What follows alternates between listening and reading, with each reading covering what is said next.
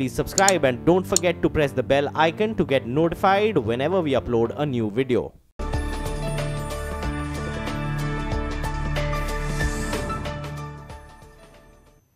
നമസ്കാരം. നാട്ടുവർത്തമാനം തുടങ്ങുന്നു. ആദ്യം പ്രധാന പ്രാദേശിക വാർത്തകൾ. നെയ്യാറ്റിൻകര, കാട്ടാക്കട താലൂക്കുകളിൽ നിരോധനാജ്ഞ. നടപടി UDF LDF സംഘർഷം നിലനിൽക്കുന്ന സാഹചര്യത്തിൽ. സംഘർഷം M. വിൻസെന്റിന്റെ അറസ്റ്റുമായി ബന്ധപ്പെട്ട.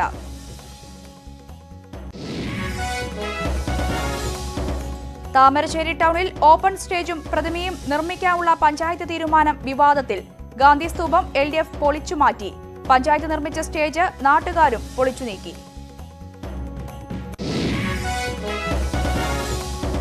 ഹരിത വിപ്ലവവുമായി കഞ്ഞിക്കുഴി ഗ്രാമപഞ്ചായത്ത്. മുഴുവൻ കുടുംബങ്ങൾക്കും പച്ചക്കറി തൈകൾ എത്തിക്കാൻ പദ്ധതി.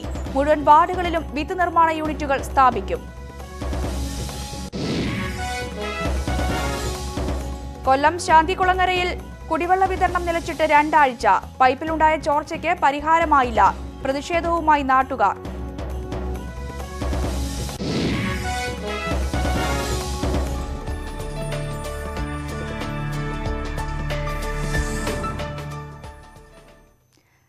താമരശ്ശേരി ടൗണിൽ ഓപ്പൺ സ്റ്റേജും പ്രതിമയും നിർമ്മിക്കുന്നത് സംബന്ധിച്ച വിവാദം കൊഴുക്കുന്നു. ഗാന്ധി പ്രതിമയ്ക്കായി സ്ഥാപിച്ച സ്തൂപം LDF അംഗങ്ങളുടെ നേതൃത്വത്തിൽ പൊളിച്ചു മാറ്റിയതായാണ് പുതിയ തർക്കങ്ങൾക്ക് വഴിവെച്ചത്.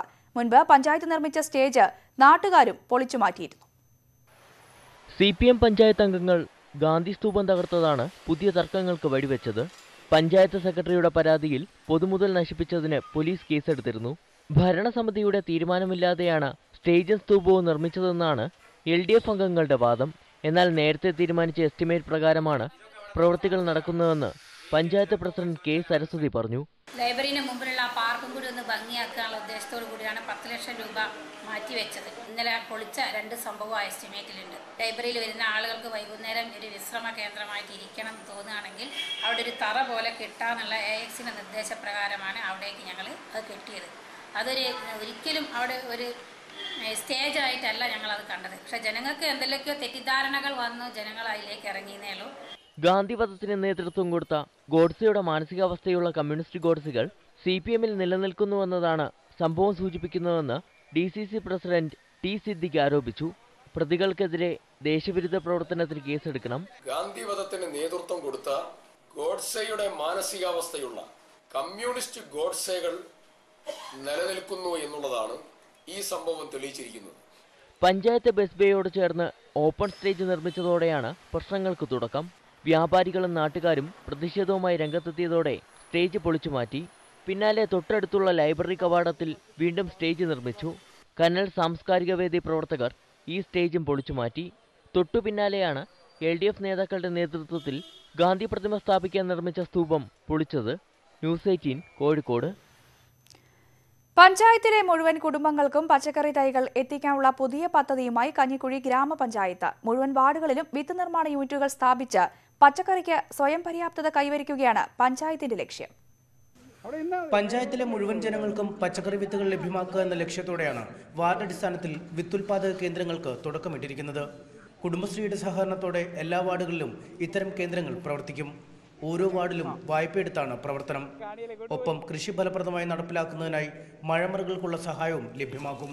ഓണക്കാല പച്ചക്കറി, അതുപോലെ തന്നെ വേനൽക്കാലം, മണ്ഡലകാലം, ഈ ഒരു വർഷം 3 ഘട്ടങ്ങളിലായിട്ട് പച്ചക്കറി തൈ ഉൽപ്പാദിപ്പിച്ച് കൊടുക്കുന്നതിന് വേണ്ടിയാണ് നമ്മൾ ആലോചിക്കുന്നത്. ഏതാണ്ട് 40,000-ത്തിലധികം പച്ചക്കറി തൈ ഒരു വാർഡിൽ ഉൽപ്പാദിപ്പിക്കുകയാണ്. അപ്പം ഇതിൻ്റെ ഭാഗമായിട്ട് മുഴുവൻ കുടുംബങ്ങളിലും ജൈവ പച്ചക്കറി കൃഷി വ്യാപിപ്പിക്കുന്നതിനാവശ്യമായിട്ടുള്ള നടപടികളാണ് നമ്മൾ ഏറ്റെടുത്തിട്ടുള്ളത്. പഞ്ചായത്തിലെ പരിചയസമ്പന്നരായ മുതിർന്ന കർഷകർ വിത്തുൽപാദനത്തിനാവശ്യമായ ഉപദേശങ്ങളും സഹായവും നൽകും. വിവിധ വകുപ്പുകളുടെ സബ്സിഡിയും വിത്തുൽപാദന കേന്ദ്രങ്ങൾക്ക് ലഭ്യമാകും. ആവശ്യക്കാരുണ്ടെങ്കിൽ പഞ്ചായത്തിന് പുറത്ത് വിത്തുകൾ നൽകാനും യൂണിറ്റുകൾ സന്നദ്ധമാണ്. പ്രശസ്തമായ കഞ്ഞിക്കുഴി പയർ, പാവൽ, വെണ്ട, മുളക് എന്നിവയുടെ തൈകളാണ് ആദ്യഘട്ടത്തിൽ ഉൽപ്പാദിപ്പിക്കുന്നത്. News 18 Alappuzha. Kottarakkara civil station യാഥാർത്ഥ്യമാകുന്നു. സിവിൽ സ്റ്റേഷന്റെ ഉദ്ഘാടനം അടുത്ത മാസം നടത്തുമെന്ന് ഐഷ പോറ്റി MLA അറിയിച്ചു. നിലവിൽ വാടക കെട്ടിടങ്ങളിൽ പ്രവർത്തിക്കുന്ന സർക്കാർ സ്ഥാപനങ്ങൾ പുതിയ കെട്ടിടത്തിലേക്ക് മാറ്റും. 7 വർഷം മുമ്പാണ് 1.5 കോടി രൂപ ചെലവിട്ട് കൊട്ടാരക്കര ചന്തമുക്കിൽ സിവിൽ സ്റ്റേഷൻ നിർമ്മിച്ചത്. കെട്ടിടത്തിന്റെ 2 നിലകളുടെ നിർമ്മാണം ആദ്യഘട്ടമായി തുടങ്ങിയെങ്കിലും കരാറുകാരൻ പണി പാതിവഴിയിൽ അവസാനിപ്പിച്ചു. ഇതോടെ സർക്കാർ ഓഫീസുകൾ ലക്ഷങ്ങൾ വാടക നൽകിയാണ് സ്വകാര്യ കെട്ടിടങ്ങളിൽ പ്രവർത്തിക്കുന്നത്. തുടർന്ന് പുതിയ കരാർ ഏറ്റെടുത്തോടെ കെട്ടിട നിർമ്മാണം വേഗത്തിലാക്കുകയായിരുന്നു. നിർമ്മാണം പുരോഗമിക്കുന്ന സിവിൽ സ്റ്റേഷന്റെ ഉദ്ഘാടനം അടുത്ത മാസം നടക്കുമെന്ന് ഐഷ പോറ്റി MLA അറിയിച്ചു. ഒന്നാം ഘട്ടം ഇപ്പോൾ ആവുള്ളൂ. ഒരു ഘട്ടം കട്ട് ചെയ്തായിരുന്നു കഴിഞ്ഞ ഗവൺമെൻറ് കാലത്ത്. അതിപ്പോൾ അനുവദിച്ചു. ഈ ഗവൺമെൻറ് അനുവദിച്ചിട്ടുണ്ട്. അതിന് 7 കോടി 20 ലക്ഷം രൂപ അനുവദിച്ചിട്ടുണ്ട്. 10.5 കോടിയുടെ വർക്കാണ് ഇപ്പോൾ നടക്കുന്നത്. അപ്പോൾ അതിനകത്ത് സെയിൽ ടാക്സ് ഓഫീസ് വരും, പിന്നെ പ്രധാനമായിട്ട് RTO ഓഫീസ് വരും. ഏറ്റവും ശ്വാസം മുട്ടുന്ന ഒരു ഓഫീസാണ് RTO ഓഫീസ്, താലൂക്ക് ഓഫീസ്, പിന്നെ 2 ട്രഷറികൾ. അപ്പോൾ ഈ വയസ്സായ ആൾക്കാർക്കെല്ലാം ഈ കയറി അങ്ങും പോകേണ്ട ആവശ്യം വരുന്നില്ല. 7 കോടി 20 ലക്ഷം രൂപയാണ് നിർമ്മാണ ചെലവ്. സിവിൽ സ്റ്റേഷൻ പ്രവർത്തനം തുടങ്ങുന്നതോടെ നിലവിൽ വാടക കെട്ടിടങ്ങളിൽ പ്രവർത്തിക്കുന്ന cell tax, RTO office, taluk supply office തുടങ്ങിയവ പുതിയിടത്തേക്ക് മാറും. ന്യൂസ് 18 കൊട്ടാരക്കര.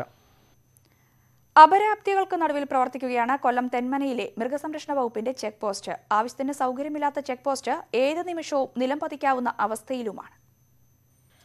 അന്യസംസ്ഥാനങ്ങളിൽ നിന്നും കേരളത്തിലേക്ക് കൊണ്ടുവരുന്ന കന്നുകാലികൾ, പാൽ ഉൽപ്പന്നങ്ങൾ എന്നിവ പരിശോധനയ്ക്ക് വിധേയമാക്കേണ്ട ചെക്ക് പോസ്റ്റാണിത്.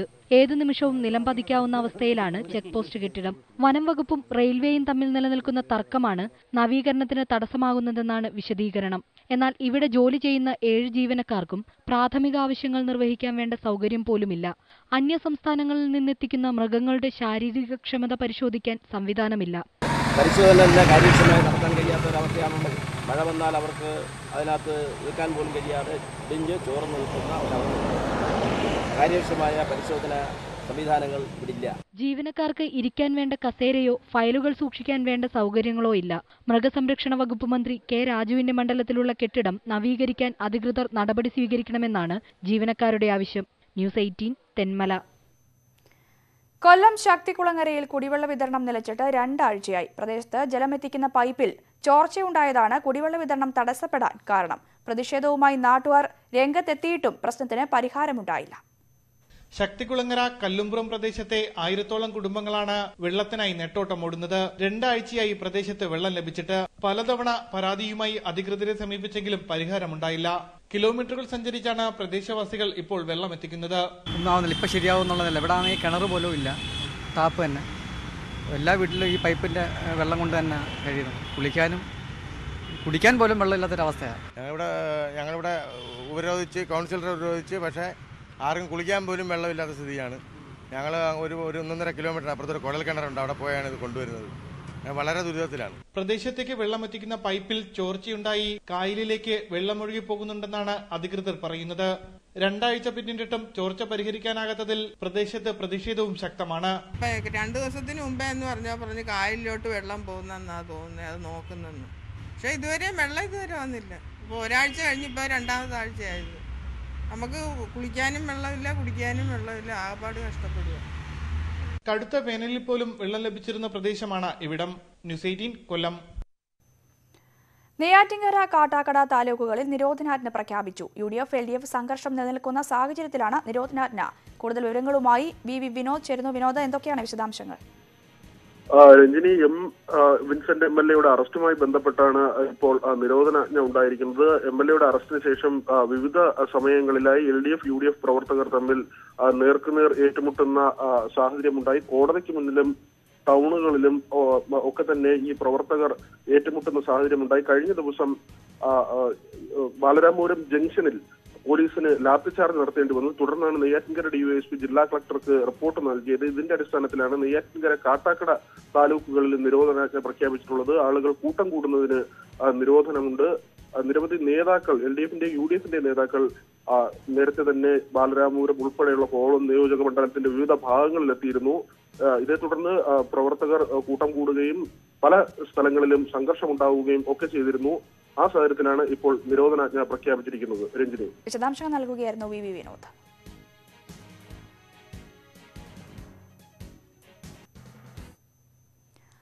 ആകാശവാണി കോഴിക്കോട് നിലയത്തിലെ വാർത്താ വിഭാഗം നിർത്തലാക്കില്ലെന്ന കേന്ദ്രമന്ത്രി സ്മൃതി ഇറാനിയുടെ ഉറപ്പ് സന്തോഷം പകരുന്നത് മലബാറിലെയും ലക്ഷദ്വീപിലെയും ലക്ഷക്കണക്കിന് റേഡിയോ ആസ്വാദകർക്കാണ്. മുഖ്യമന്ത്രി പിണറായി വിജയന്റെ അഭ്യർത്ഥന മാനിച്ചാണ് കേന്ദ്ര വാർത്താവിതരണ പ്രക്ഷേപണ മന്ത്രി സ്മൃതി ഇറാനി വാർത്താനിലയം അടക്കില്ലെന്ന ഉറപ്പ് നൽകിയത്. ആകാശവാണി കോഴിക്കോട്. പ്രാദേശിക വാർത്തകൾ വായിക്കുന്നത് ഹക്കിം കൂട്ടായി. പീഡികക്കോലായിലും വീട്ടുവരാന്തകളിലും ഇരുന്ന് തുടർന്നും കേൾക്കാം. ഹക്കിം കൂട്ടായിയുടെയും അനിൽ ചന്ദ്രന്റെയുമെല്ലാം മനം കവർന്ന ഈ വാർത്താ വായന. ഗൃഹാതുരത്വത്തോടെ ഓരോ കേൾവിക്കാരനും ആസ്വദിച്ച വാർത്താ പ്രക്ഷേപണം അവസാനിപ്പിക്കാനുള്ള തീരുമാനത്തിൽ നിന്നും കേന്ദ്ര സർക്കാർ പിൻവാങ്ങിയതോടെ ആശ്വാസത്തിലാണ് റേഡിയോ പ്രേമികളായ മലബാറുകാർ, ഒപ്പം ലക്ഷദ്വീപുകാരും. റേഡിയോ കോയ എന്ന് വിളിപ്പേരുള്ള കോഴിക്കോട്ടുകാരൻ കോയയും ആശ്വാസത്തിൽ പങ്കുചേരുന്നു. 1957 മുതലിച്ചിട്ട് റേഡിയോ കേൾക്കുന്ന ആളാണ്. അത്ര ചെറുപ്പത്തിൽ റേഡിയോ വീട്ടിലുണ്ടായിരുന്ന കാലഘട്ടത്തിന് ആ കാലം മുതൽ റേഡിയോ കോഴിക്കോടും ഷോർട്ട് ബാൻഡും റേഡിയോ സിലോണും വിവിധ ഭാരതിയും എല്ലാ സ്റ്റേഷനും കേൾക്കുന്ന റേഡിയോ സ്റ്റേഷൻ പോകുക എന്ന് പറഞ്ഞിരിക്കുകയാണ്. അത് സഹിക്കാൻ കഴിയുന്നൊരു കാര്യമല്ല. എല്ലാ ആളുകൾക്കും ടി വിനെക്കാട്ടിയും പ്രാധാന്യമുള്ളതാണ് റേഡിയോ. ആളുകൾക്ക് തോന്നുകയാണ്. ഇപ്പോൾ അടുക്കളയിലൊരു വീട്ടിൽ അടുക്കളയിൽ ജോലി ചെയ്യുന്ന സ്ത്രീകൾക്കും റേഡിയോയിൽ പല പല സംഭവങ്ങളും അറിയാനുണ്ട്. അതൊക്കെ പെട്ടെന്നൊക്കെ നിലച്ചു പോകുക എന്ന് പറഞ്ഞാൽ അപ്പോൾ അതിന് സ്വാഗതാർഹമാണ് നമ്മൾ മുഖ്യമന്ത്രിയുടെ ചെയ്തു തന്നത്. 1950 മെയ് 14 ആകാശവാണി കോഴിക്കോട് നിലയം പ്രക്ഷേപണം തുടങ്ങിയത്. 10 വർഷത്തിനു ശേഷം ആരംഭിച്ച വാർത്താ വിഭാഗം പ്രാദേശിക വാർത്തകളും മറ്റ് വാർത്താധിഷ്ഠിത പരിപാടികളുമായി കേൾവിക്കാരന്റെ ഒപ്പം നടന്നു. മലബാറിലെയും ലക്ഷദ്വീപിലെയും വാർത്തകൾ ജനങ്ങളിലെത്തി. രാവിലെ വിധി പറയും. ഏറ്റവും ആളുകൾ ചലച്ചിത്ര ഗാനത്തിനാണ് ശ്രോതാക്കൾ ചലച്ചിത്രഗാനം മുൻഗണന കൊടുക്കുന്നുണ്ട്. മുമ്പത്തെ കാലത്ത് റേഡിയോയിൽ ചലച്ചിത്ര ഗാനത്തിനൊക്കെ പ്രാധാന്യം കൊടുത്തിട്ടില്ലേ. മലബാറിന്റെ ദിനചര്യയോടൊപ്പം ചേർത്ത് വെക്കപ്പെട്ട പ്രാദേശിക വാർത്തകളുടെ പ്രക്ഷേപണം മുടക്കമില്ലാതെ തുടരുമ്പോൾ പതിറ്റാണ്ടുകൾ പിന്നിട്ട റേഡിയോ വാർത്താ സംസ്കാരവും സംരക്ഷിക്കപ്പെടും. നിറമുള്ള കാഴ്ചകളുടെ ലോകത്ത് അറിവിനായി കേൾവിയെ മാത്രം ആശ്രയിക്കുന്നവർക്ക് ആശ്വാസവും. പ്രാദേശിക വാർത്തകൾ കഴിഞ്ഞു. K Anoopdas, news 18 Kozhikode. Kerala police officers association സംസ്ഥാന സമ്മേളനം കോഴിക്കോട് ആരംഭിച്ചു. സെമിനാറും സാംസ്കാരിക സമ്മേളനവും പൊതുസമ്മേളനവും ഉൾപ്പെടെയുള്ള പരിപാടികളോടെയാണ് 4 ദിവസം നീണ്ടു നിൽക്കുന്ന സമ്മേളനം സംഘടിപ്പിക്കുന്നത്. കേരള പോലീസ് ഓഫീസേഴ്സ് യൂണിയന്റെ 29ാമത് സംസ്ഥാന സമ്മേളനത്തിനാണ് കോഴിക്കോട് തുടക്കമായത്. പൊതുമനസ്സിലെ പോലീസ് എന്ന വിഷയത്തിൽ മാനാഞ്ചിറ മൈതാനിയിൽ സംഘടിപ്പിച്ച ഓപ്പൺ ഫോറത്തോടെയാണ് സമ്മേളനം ആരംഭിച്ചത്. പോലീസ് സേനയുടെ സമഗ്ര മാറ്റത്തിന് കൃത്യമായ നിർദ്ദേശങ്ങൾ സമർപ്പിച്ചുകൊണ്ടാവും സമ്മേളനം അവസാനിക്കുകയെന്ന് നേതാക്കൾ പറഞ്ഞു. പ്രതിനിധി സമ്മേളനത്തിൽ ഇക്കാര്യം വിശദമായി ചർച്ച ചെയ്യും. പോലീസ് പ്രവർത്തനങ്ങളെ സംബന്ധിച്ച് ആക്ഷേപങ്ങളും ആരോപണങ്ങളും പൊതുസമൂഹത്തിൽ നിന്നും അടക്കം ഉയർന്നു വരുമ്പോൾ അതിന് ഞങ്ങളുടെ വിശദീകരണം പറയാനുള്ള ഒരു അവസരം പലപ്പോഴും നമുക്ക് നിഷേധിക്കപ്പെടുന്നു. ഒരു ഫോഴ്സ് എന്ന നിലയിൽ നിഷേധിക്കപ്പെടുന്നു. അതുകൊണ്ട് തന്നെ സമൂഹത്തിൽ ബഹുഭൂരിപക്ഷവും അത്തരം ആരോപണങ്ങൾ വസ്തുതയാണെന്ന് ചിന്തിക്കപ്പെടുന്നത് ഞങ്ങളെ വേദനിപ്പിക്കാറുണ്ട്. തീർച്ചയായിട്ടും വർത്തമാനകാലത്തെ ലോകത്തിനനുസരിച്ചുള്ള വലിയ മാറ്റം പോലീസിലുണ്ടായിട്ടുണ്ട് എന്ന് വിശ്വസിക്കുന്നവരാണ് ഞങ്ങൾ. പക്ഷേ ചുരുക്കം ചില മാറ്റങ്ങൾക്ക് വിധേയരാകാത്തവർ ഞങ്ങളുടെ കൂട്ടത്തിലുണ്ട് എന്നുള്ളത് ഞാൻ നിഷേധിക്കുന്നില്ല.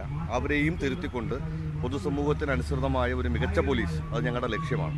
ശനിയാഴ്ച വൈകിട്ട് നടക്കുന്ന സമാപന പൊതുസമ്മേളനത്തിൽ മുഖ്യമന്ത്രി പിണറായി വിജയനും പോലീസ് മേധാവി ലോക്നാഥ് ബെഹ്റയും പങ്കെടുക്കും. ന്യൂസ് 18 കോഴിക്കോട്. പേരാമ്പ്രയിൽ ATM തട്ടിപ്പ്, 2 പേർക്ക് പണം നഷ്ടമായി. മുയ്പോത്ത് സ്വദേശി മോളിയുടെയും നേപ്പാൾ സ്വദേശി ചന്ദൻകുമാറിന്റെയും പണമാണ് നഷ്ടമായത്. ATM കാർഡ് ഉപയോഗത്തിലെ അജ്ഞത മുതലെടുത്ത് സഹായിക്കാനെത്തിയ യുവാവ് ഇരുവരുടെയും അക്കൗണ്ടിൽ നിന്ന് പണം തട്ടിയെടുക്കുകയായിരുന്നു. മോളിക്ക് 35,000 രൂപയും ചന്ദൻകുമാറിന് 40,000 രൂപയുമാണ് നഷ്ടമായത്. സംഭവത്തിൽ പോലീസ് അന്വേഷണം ആരംഭിച്ചു. വീട്ടിലേക്കുള്ള വഴി CPM പ്രവർത്തകർ കൊടികൊണ്ട് വേലി കെട്ടി അടച്ചതായി പരാതി. ഇത് ചോദ്യം ചെയ്ത ഉടമയെയും ഭാര്യയെയും ജാതിപ്പേര് വിളിച്ച് മർദ്ദിച്ചു. സർക്കാർ അനുവദിച്ച തുക ഉപയോഗിച്ച് വാങ്ങിയ സ്ഥലത്തെ വീട്ടിലേക്കുള്ള വഴിയാണ് അടച്ചത്. മുരിക്കടി തോട്ടാപുരയ്ക്കൽ പെരിയസ്വാമി, ഭാര്യ അയ്യാമ്മ എന്നിവരെ ജാതിപ്പേര് വിളിച്ച് മർദ്ദിച്ചെന്നാണ് ആരോപണം. 2004 ഭൂരഹിത ഭവനരഹിത പട്ടികജാതി പുനരധിവാസ പദ്ധതി പ്രകാരം വാങ്ങിയതാണ് വസ്തു. ഈ വസ്തുവിലേക്ക് നൽകിയ 3 അടി വീതിയുള്ള വഴിയാണ് CPM പ്രാദേശിക നേതാക്കൾ കെട്ടിയടച്ചത്. വഴിയിലൂടെ നടക്കാൻ അനുവദിക്കില്ലെന്നും സമീപത്തുകൂടി മറ്റൊരു വഴി കൊടുക്കാമെന്നുമാണ് സ്ഥലത്തിന്റെ മുൻ ഉടമയുടെ വാദം. ഇത് പെരിയസ്വാമി അംഗീകരിക്കാതെ വന്നതോടെയാണ് പ്രാദേശിക നേതാക്കൾ ഇടപെട്ട് പാർട്ടി കൊടികെട്ടി വഴി തടഞ്ഞത്. ഇത് ചോദ്യം ചെയ്തതിനെ തുടർന്ന് ജാതിപ്പേര് വിളിക്കുകയും മർദ്ദിക്കുകയും ചെയ്തെന്ന് ദമ്പതികൾ ആരോപിക്കുന്നു. രാവിലെ ഞങ്ങൾ വീട്ടിൽ കഞ്ഞി വെച്ചുകൊണ്ടിരിക്കുമായിരുന്നു. പുള്ളി എല്ലാവരും 7 പേര് വന്ന് വിളിച്ചായിരുന്നു. വിളിച്ചിട്ട് വന്ന് എന്നാന്ന് ചോദിച്ചപ്പോൾ വിളിച്ചിട്ട് ഞങ്ങൾ പറയുന്ന വഴി കൂടെ നിങ്ങൾ നടക്കണം, ഇത് വെളി കൂടി നടന്നാൽ ഇവിടെ കുളിച്ച് മുറുവെന്ന് പറഞ്ഞു. ആ ശരി പോട്ടെ എന്ന് പറഞ്ഞിട്ട് മേടി കയറി അവർ പോയി. പുള്ളി മേടി കയറി വന്നു. ഞാൻ അതിൻ്റെ പുറകിലേ കയറി വന്നു. പൊടിയും കുത്തിയപ്പോൾ വന്ന് ഞാൻ പുള്ളി തടഞ്ഞു. ഇനി നടന്നാൽ നീ വെവററിയെന്ന് പറഞ്ഞ് പുള്ളിക്കിട്ട് കറന്ന് കിട്ടി അടിച്ചപ്പം പുള്ളി താഴെ വീണു. ഞാനും പോയി പിടിച്ചപ്പോൾ എന്നിട്ടും അടിച്ചു. ഇരുവരും കുമളി സർക്കാർ ആശുപത്രിയിൽ ചികിത്സ തേടി. സംഭവവുമായി ബന്ധപ്പെട്ട് 4 പേർക്കെതിരെ കേസെടുത്തതായി കുമളി പോലീസ് അറിയിച്ചു. ന്യൂസ് 18 ഇടുക്കി. പാലക്കാട് എലപ്പുള്ളിയിൽ പട്ടയത്തിനായി കുടുംബങ്ങളുടെ കാത്തിരിപ്പ്. അപേക്ഷ നൽകി വർഷങ്ങളായിട്ടും പട്ടയം ലഭിക്കാത്തതിനാൽ 15 കുടുംബങ്ങളാണ് ദുരിതത്തിൽ കഴിയുന്നത്. എലപ്പുള്ളി കള്ളിമുള്ളി ലക്ഷം വീട് കോളനിയിലെ 14ഓളം കുടുംബങ്ങളാണ് പട്ടയത്തിനായി അധികൃതരുടെ കനിവ് കാത്തുകിടക്കുന്നത്. ഒരു കെട്ടിടത്തിൽ 2 കുടുംബങ്ങളെ താമസിപ്പിക്കുന്ന രീതിയിലാണ് കോളനി നിർമ്മിച്ചിട്ടുള്ളത്. ഇതിൽ ഒരു കുടുംബത്തിന് മാത്രമാണ് പട്ടയം ലഭിച്ചിട്ടുള്ളത്. ഇവർ പഞ്ചായത്ത് ധനസഹായത്തോടെ വീട് നിർമ്മിച്ചപ്പോൾ തൊട്ടടുത്ത കുടുംബം വീടിന്റെ അറ്റകുറ്റപ്പണി പോലും ചെയ്യാനാവാതെ ദുരിതത്തിലായി. ഈ മഴക്കാലത്ത് ഒരു വീട് പൂർണ്ണമായും ഇടിഞ്ഞു വീണു. മറ്റു വീടുകളുടെയും സ്ഥിതി ശോചനീയമാണ്. പട്ടയത്തിനായി നിരവധി തവണ അപേക്ഷ നൽകിയിട്ടും നടപടിയില്ലെന്ന് പ്രദേശവാസികൾ പറയുന്നു. ഞങ്ങൾ കുറേ വർഷമായിട്ട് ഇത് ആവശ്യപ്പെടുന്നുണ്ട് പട്ടയം. പക്ഷെ പല പ്രാവശ്യം വയസ്സായ ആളുകൾ പല പ്രാവശ്യം കയറി ഇറങ്ങിയിട്ട് വരുന്നുണ്ട്. പഞ്ചായത്ത്, വില്ലേജ് എല്ലാ ഭാഗത്തും പോകുന്നുണ്ട്. പക്ഷെ ഇതെന്തുകൊണ്ടാണ് പാസ്സാകത്തെന്നുള്ളത് അറിയില്ല. ആർക്കും ഇന്ന് വരെയും കിട്ടിയിട്ടില്ല. കിട്ടിയ 5 പേരും 4-5 വീടുണ്ട്. അവർക്ക് എല്ലാവർക്കും വീട് പാസ്സായിട്ടുണ്ട്. പേപ്പർ കിട്ടാത്തത് കൊണ്ടാണ് ഇവർക്ക് വീട് ഇങ്ങനെയുള്ളത്. എല്ലാ തെരഞ്ഞെടുപ്പ് കാലത്തും പട്ടയം നൽകാമെന്നതാണ് രാഷ്ട്രീയ പാർട്ടികൾ നൽകുന്ന വാഗ്ദാനം. എന്നാൽ പിന്നീട് തിരിഞ്ഞു നോക്കാറില്ലെന്നും ഇവർ കുറ്റപ്പെടുത്തുന്നു.